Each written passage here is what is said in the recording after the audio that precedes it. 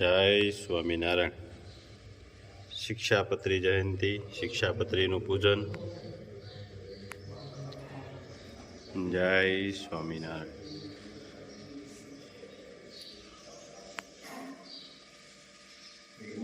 જય ગણપતિ દાદા. જય કષ્ટભંજન દેવ. ગુડ મોર્નિંગ બોલો ભાઈ. જય સ્વામિનારાયણ. Good morning. જય સ્વામિનારાયણ. જય સિયારામ. જય શ્રી કૃષ્ણ. જય માતાજી. ઓમ નમઃ શિવાય. સિદ્ધેશ્વર મહાદેવની જય.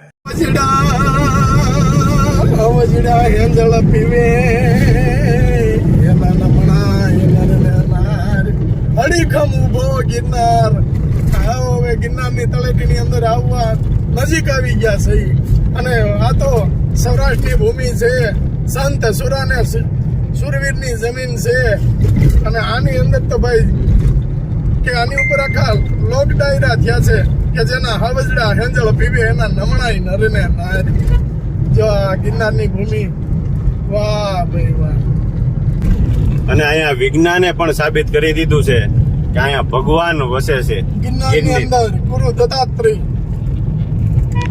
જો આ રીતે માખણ બને છે. આની અંદરથી છાશ બધી નિતારી લેવી પડે, પછી માખણ તૈયાર થાય. અને માખણ કમ્પ્લીટ થઈ ગયા પછી એને લોખંડના બકડિયામાં કે કોઈ પણ લોખંડની વસ્તુ હોય તેમાં ઉકાળી અને એને ઘી બનાવે. માખણને ગરમ કરે, ઘી ગરમ કરે એટલે લોખંડનું પાત્ર જોઈએ એની અંદર ગરમ કરવું પડે.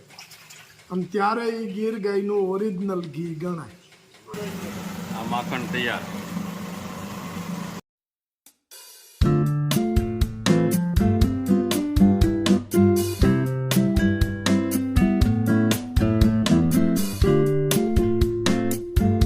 જે આપણે ઘી આવે છે એ આ ગીર ગાયોનું ઘી છે.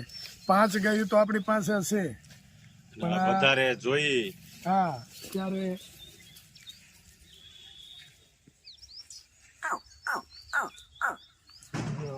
જો આ ગાઉને અત્યારે તડકે રાખી છે, એને વિટામિન મળે. આમે તો ખાલી વિલાની ઘોડે આપણે કહીએ એમ આમ હાથ ફેરવવાની જરૂર છે કે પ્રેમ મળવો જોઈએ. ત્યારે જ એને માનો દરજ્જો આપે ને. અને જો આ ઘી હતી ત્યાંથી પાસે આવી ગઈ. અને આ બધી ગીર ગાઉ છે. અને આ બધા ગૌશાળામાં હોય એ બધી મિક્સમાં હોય, દેશી ને એ બધી હોય, ગીર ન હોય બધી. જો ગીર ગાયનું કાન હસતા ન રે. અને આ સૂર્યના કિરણો પડે એ સૂર્ય કેતુ નાડી આની હોય તે હેરે એટલે ગાયનું ઘી દૂધ પીળું થાય. અમુક ગાયનું હોય એ ધોળું હોય ઘી. અને છે ને થોડીક યાતન રાખવી પડે તો જ એ રે. હમ આ ગા કેટલી હોજી છે. ગમે ત્યાં એને તમે અડો તો કાંઈ એને આ ઓરિજિનલ. અને બીજી ગાય હોય ને તો ઠેકડો મારે. હા. અને ઘીના ઓર્ડર વધતા જતા હતા એટલે પછી ગા આપણે જોવા આવ્યા કે કેમ છે ગાવું, ગીર ગાવું છે ને કઈ રીતનું ઘી ઘી બને છે એ બધું આખું બતાવ્યું. હા. અને બધી ગીર ગાવું જ છે, દેશી એકેય નથી. અને ગૌશાળાની ગાયું હોય તો એમાં બધી ગાયું હોય. દેશી હોય, વડિયારી હોય, કાકરેસી હોય.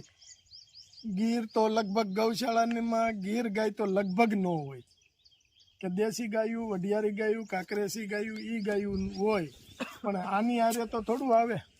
દેવનો દરજ્જો આપ્યો છે. 33 કરોડ દેવ એને રૂવાડે હોય છે. એટલે બધી ગાયોમાં પણ દૂધ માટે અને ઘી માટે આ બેસ્ટ.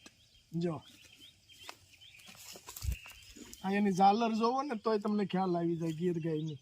જો અહીંયા એની ઝાલર જ હસતી નો રે, એના કાન હસતા નો રે.